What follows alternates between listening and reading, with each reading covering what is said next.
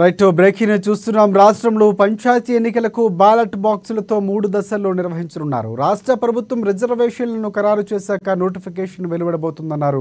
శాసనసభ ఎన్నికల జాబితాల ఆధారంగా వార్డులు, గ్రామ పంచాయతీల వారీగా ఓటర్ల జాబితాలు రూపొందించనున్నారు. పంచాయతీ ఎన్నికలకు ప్రవర్తన నియమావళి కఠినంగా అమలు చేయనున్నారు. ముషాయిదా జాబితా వచ్చే నెల 6న గ్రామ పంచాయతీలో ఏర్పాటు చేయనున్నారు. ఇక ముషాయిదా జాబితాలో తప్పులుంటే వచ్చే నెల 13న గ్రామ పంచాయతీ అధికారులు ప్రజల నుంచి రాతపూర్వకంగా తీసుకోవాలన్నారు. సవరణల అనంతరం వచ్చే నెల 21 నుంచి తుది జాబితాను ప్రచురించాలని రాష్ట్ర ఎన్నికల కమిషనర్ ఆదేశాలు జారీ చేసింది. మొత్తంగా 12,991 గ్రామ పంచాయతీలకు 3 దశల్లో ఎన్నికలు జరగనున్నాయి.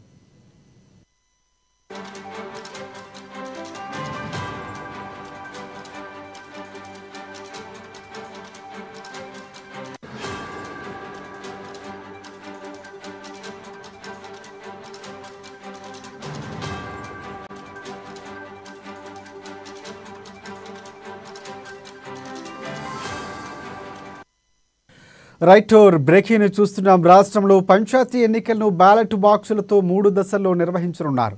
రాష్ట్ర ప్రభుత్వం రిజర్వేషన్లను ఖరారు చేశాక నోటిఫికేషన్ వెలువడుతుందన్నారు. శాసనసభ ఎన్నికల జాబితాల ఆధారంగా వార్డులు, గ్రామ పంచాయతీల వారీగా ఓటర్ల జాబితాలు రూపొందించనున్నారు. పంచాయతీ ఎన్నికలకు ప్రవర్తన నియమావళి కఠినంగా అమలు చేయనున్నారు.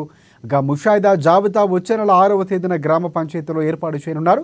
ముషాయిదా జాబితాలో తప్పులుంటే వచ్చే నెల 13న గ్రామ పంచాయతీ అధికారులు ప్రజల నుంచి రాతపూర్వకంగా తీసుకోవాలన్నారు. సవరణల అనంతరం వచ్చే నెల 21న తుది జాబితాను ప్రచురించాలని రాష్ట్ర ఎన్నికల కమిషనర్ ఆదేశాలు జారీ చేసింది. మొత్తంగా 12,991 గ్రామ పంచాయతీలకు 3 దశల్లో ఎన్నికలు జరగనున్నాయి.